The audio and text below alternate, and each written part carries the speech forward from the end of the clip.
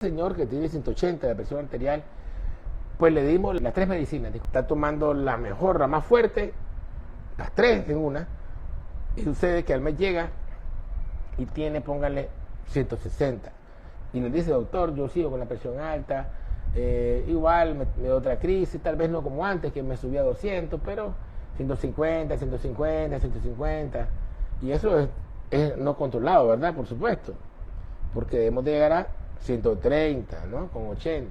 Bueno, entonces aquí viene lo que hay que hacer. ¿Okay? ¿Qué yo hago cuando tengo un paciente que está tomando 3 medicamentos para la presión arterial, ya dosis tope, y sigue todavía con su presión arterial no controlada, por arriba del umbral, como ustedes quieran expresarlo? Bueno, tengo que pensar que hay algo que no está funcionando, porque teóricamente de 10 pacientes, 9 deberán de controlarse usando esta estrategia. Entonces, es importante. A eso se le llama resistencia al tratamiento. Entonces, tengo que valorar, uno, cuáles son los factores que me pueden favorecer que un paciente que se toma el medicamento que yo le prescribo no se controle. 3 medicamentos en uno. Uno, sin duda, influye los años que tiene el paciente hipertenso. Sin duda, amigos, si ese paciente tiene ya más de años de hipertensión arterial, generalmente va a costar controlarlo. Otro factor es que él le diga en cuánto anda siempre la presión. Como yo digo, no es lo mismo que alguien me diga que una o dos veces en su vida se le subió a 180, a alguien que me diga siempre lo tengo así. Y 180 es bajo, doctor, porque yo soy 220. Ya eso uno le dice, oye, espérate. Entonces, el promedio de presiones previas del paciente, que tan alto anda anteriormente, la historia que tiene en cuanto a eso, me habla de qué tan difícil es, qué tan severo es. Y me está diciendo, no creas que me va a controlar tan fácil. Otro, sin duda, es importantísimo, hay que aclarar cómo está la función renal. Y esa podemos aclarar con una creatinina. A través de la creatinina, el peso del paciente, la edad y el sexo, sacamos un cálculo que está en aplicaciones de teléfono e internet, que se llama cálculo de filtrado glomerular. Ahí vemos cómo está el riñón funcionando. Y generalmente en pacientes que tienen una función renal deprimida, entonces va a haber causa de hipertensión más rebelde al tratamiento.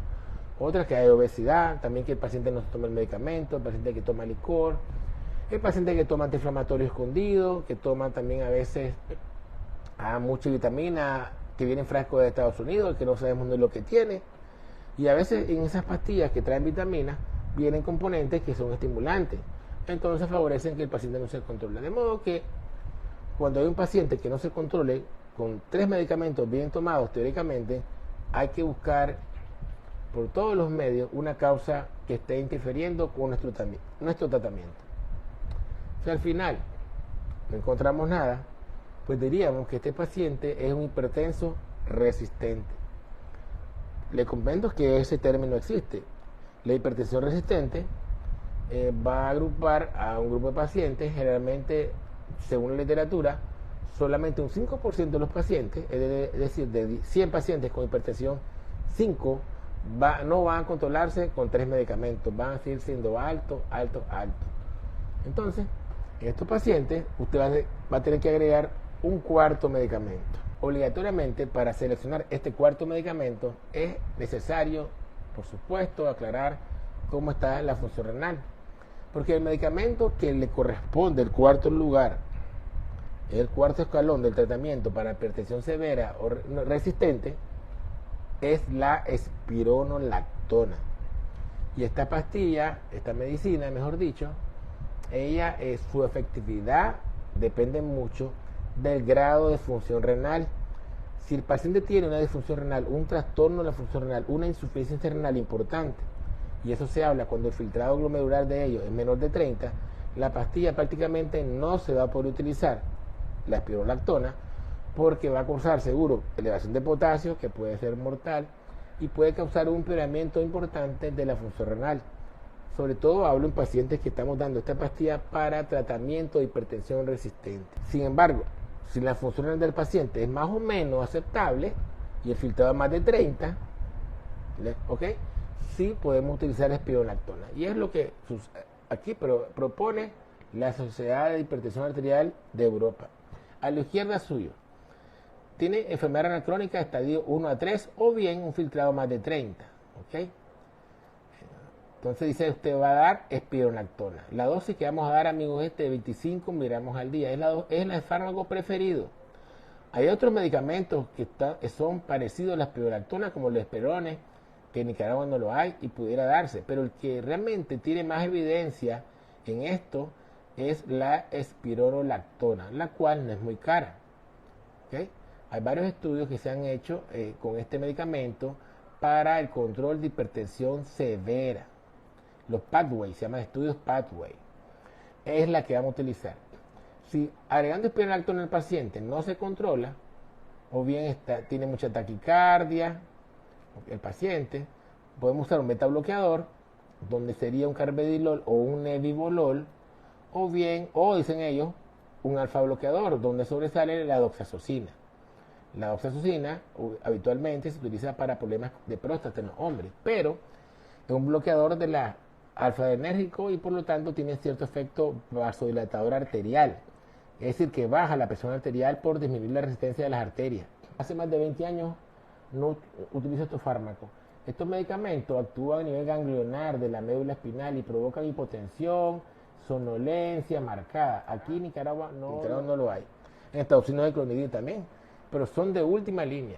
Los medicamentos que se van utilizando de última línea, es decir, que es mejor no llegar a utilizarlo, son los que tienen menos evidencia, que disminuyen mortalidad y son los que más efectos adversos dan. Por eso la clonidina está de última opción y está ahí también la doxazosina. ¿Ok? Entonces, eso sería el orden. Como cuarto fármaco la espironolactona, después sigue el beta bloqueador, donde puede sobresalir nebivolol o carbedilol, y hablo de estos dos beta bloqueadores porque ambos tienen efecto vasodilatador arterial. Y en los pacientes que tienen hipertensión resistente, severa, muy elevada y que no se controla, hay una de las causas o los mecanismos por los cuales se mantiene alta es por vasoconstricción periférica, por una gran actividad simpática también. Entonces, eso se bloquea y se mejora teóricamente con los beta bloqueadores y con la doxazosina. En el caso de que el paciente tenga una mala función renal, tenga un filtrado glomerular menos de 30, como está aquí en el gráfico de la Sociedad Europea de Hipertensión, filtrado menos de 30, que no está en diálisis, que conte, dicen ellos que lo ideal sería clortalidona. Vean, ya no mencionan a la espironolactona, por supuesto, clortalidona, o bien otro diurético, dicen ellos, pues, pero mejor la clortalidona, que tiene más efectividad. Después, beta bloqueador de nuevo, carbenebivolol y también alfa bloqueador. Y también los bloqueadores de actividad central. Ya les mencioné la clonidina. Algo importante acá voy a hablar de estos últimos fármacos. Les comento que desgraciadamente hay pacientes que tienen insuficiencia renal crónica, que están en diálisis y que son hipertensos. Entonces, a este nivel, cualquier medicamento que usted brinde que suba el potasio puede ser mortal en los pacientes. Y ahí entonces, muchas veces estos pacientes hipertensos severos que ya están en diálisis, que el riñón de ellos no funciona nada o casi nada, no podemos darle tampoco IECA, ningún enalapril, ningún losartán, ningún valsartán, porque estos fármacos suben el potasio. Y en los pacientes renales que están en diálisis, el potasio puede subir en muchos de ellos. Entonces, estos pacientes prácticamente están desprovistos de muchas posibilidades de tratamiento y tienen hipertensión. Entonces, en pacientes renales severos, o bien les comento para los doctores, en un paciente que usted esté en el monte, no tenga creatinina, este paciente tenga presiones muy elevadas y le suene el paciente o el familiar que le hablaron de insuficiencia renal y no tiene cómo hacer exámenes, pues no se enrede. Puede darle un anticálcico, nifedipino o amlodipina, que no afectan la función renal, y puede darle también doxazosina sin problema, que no afecta más la función renal ni eleva el potasio. Puede darle carbedilol o nebivolol si el paciente tiene una buena frecuencia cardíaca, por lo menos más de 80, de modo que lo toleraría, ¿no?, el medicamento. Y bueno, también si de pronto le cae una donación, clonidina, ¿no? Esos medicamentos se pueden utilizar en pacientes con hipertensión arterial resistente.